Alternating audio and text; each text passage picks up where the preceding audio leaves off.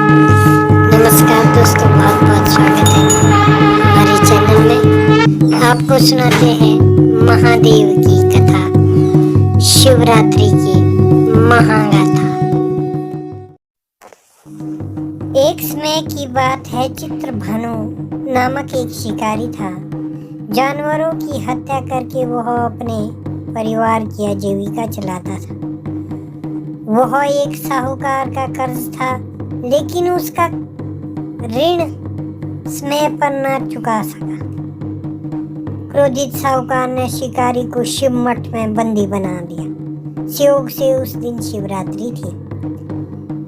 शिकारी ध्यान मग्न होकर शिव संबंधी धार्मिक बातें सुनता रहा। चतुर्दशी को उसने शिवरात्रि व्रत की कथा भी सुनी। शाम होते ही साहूकार ने उसे अपने पास बुलाया और ऋण चुकाने के विषय में बात की। शिकारी अगले दिन सारा ऋण लौटा देने का वचन देकर बंधन से छूट गया। अपनी दिनचर्या की भांति वह जंगल में शिकार के लिए निकला, लेकिन दिन भर बंदी गृह में रहने के कारण भूख प्यास से व्याकुल था। शिकार खोजता हुआ वह बहुत दूर निकल गया। जब अंधकार हो गया तो उसने विचार किया कि रात को जंगल में ही बितानी पड़ेगी। वह वन एक तालाब के किनारे एक बेल के पेड़ पर चढ़कर रात बिताने के इंतजार करने लगा। बेल वृक्ष के नीचे शिवलिंग था, जो बिल्वपत्र से ढका हुआ था। शिकारी को उसका पता न चला। पंडाव बनाते समय उसने जो टहनियाँ तोड़ी थी, संयोग से शिवलिंग पर गिरती चली गई। इस प्रकार दिन भर भूखे प्यासे शिकारी का व्रत भी हो गया और शिवलिंग पर बिल्वपत्र भी चढ़ गए।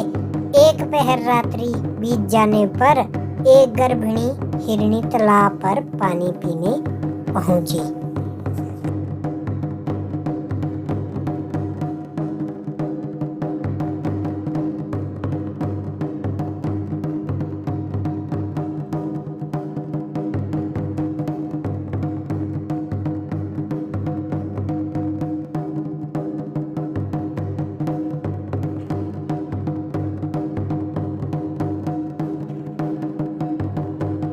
शिकारी ने धनुष पर तीर लाकर जो ही खींची।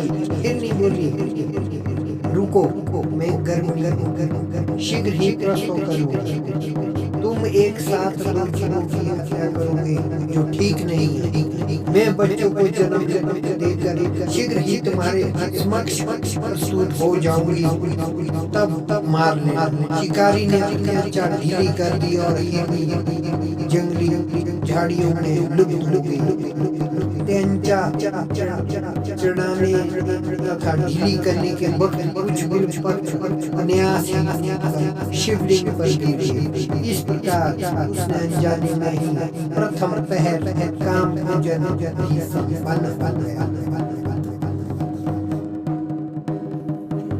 जीवन में हमेशा अच्छे कार्य करते रहो, आपका जीवन सफल होगा। ये महादेव का आपके लिए आशीर्वाद रहेगा। अच्छे कार्य करते रहो।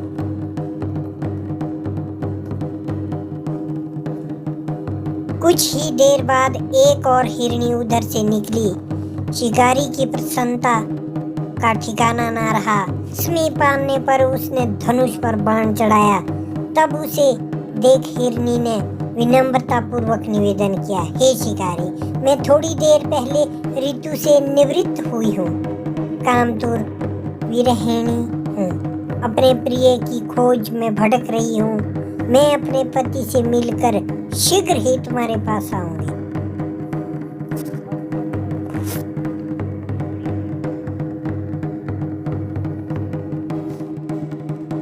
दया करना मानव का धर्म है। हर जीव पर दया करना हम सब कर्तव्य है। इसका पालन करें। शिकारी ने उसे भी जाने दिया। 2 बार शिकार को खोकर उसका माथा ठनक गया। वह चिंता में पड़ गया। रात्रि का आखिरी पहर भी बीत गया। इस बार भी धनुष से लगकर कुछ बेलपत्र शिवलिंग पर गिरे तथा दूसरे पहर का पूजन भी संपन्न हो गया। तभी एक अन्य हिरनी अपने बच्चों के साथ उधर निकली। शिकारी के लिए यह स्वर्णित अवसर था।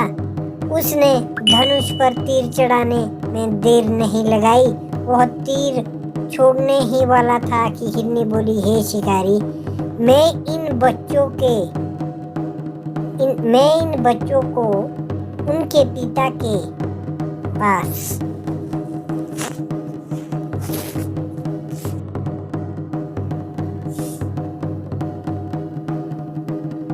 हवाले करके लौट आऊंगी।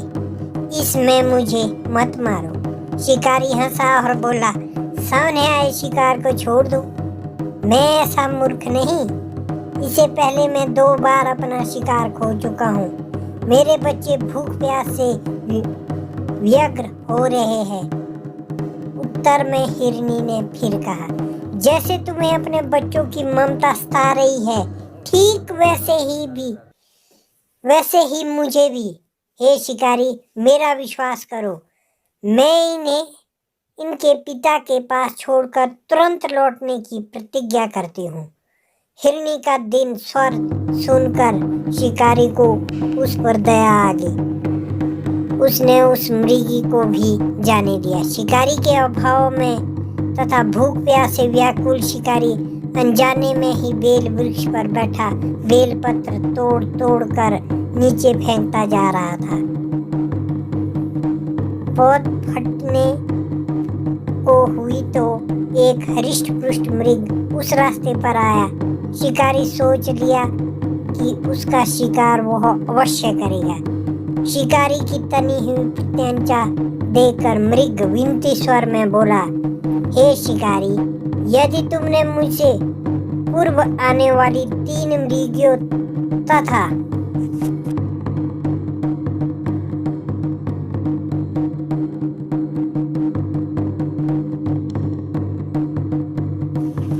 छोटे छोटे बच्चों को मार डाला है तो मुझे भी मारने का विलंब ना करो, ताकि मुझे उनके वियोग में एक क्षण भी दुख ना सहना पड़े। मैं उन हिरनियों का पति हूँ। यदि तुमने उन्हें जीवन दान दिया है तो मुझे भी जीवन दान देने की कृपा करे। इस प्रकार मृग की बात सुनकर उसके सारी रात का घटनाक्रम घूम गया। उसने सारी कथा मृग को सुना दी। मेरी 3 पत्नियां जिस प्रकार प्रतिज्ञाबद्ध होकर गई है, मेरी मृत्यु में अपने धर्म का पालन नहीं कर पाई।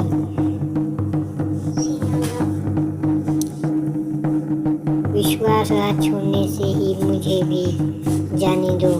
सबके साथ तुम्हारे पास आऊंगा। मुझे भी जाने दो। उनके सब के साथ तुम्हारे सामने शीघ्र ही उपस्थित होता हूँ। शिकारी ने उसे भी जाने दिया। इस प्रकार प्रातः हो गए। उपवास, रात्रि जागरण तथा शिवलिंग पर बेलपत्र चढ़ने से अनजाने में ही पर शिवरात्रि की पूजा पूर्ण हो गई। अनजाने में ही पूजन का परिणाम उसे तत्काल मिला। शिकारी का हिंसक हृदय निर्मल हो गया, किंतु जंगली पशुओं की ऐसी सत्यता, सात्विकता एवं सामूहिक प्रेम भावना देखकर शिकारी को बड़ी ग्लानि हुई। उसने मृग परिवार को जीवन दान दे दिया।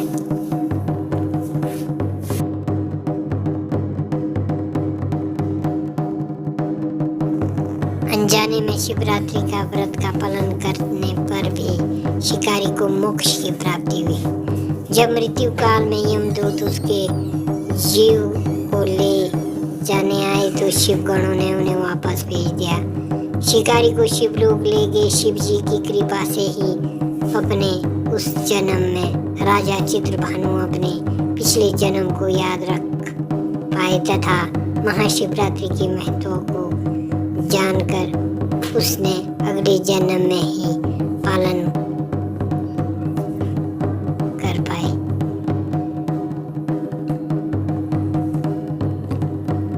शिकारी की कथानुसार महादेव अनजाने में किए गए व्रत का भी फल देते हैं, पर वास्तव में महादेव शिकारी की दया भाव से प्रकट हुए।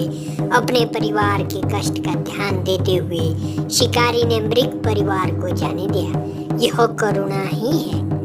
उस शिकारी ने उन पंडित एवं पुजारियों से उत्कृष्ट बना देती है जो सिर्फ रात्रि जागरण, उपवास, दूध, दही एवं बेलपत्र आदि द्वारा शिव का प्रसन्न कर लेना चाहते हैं।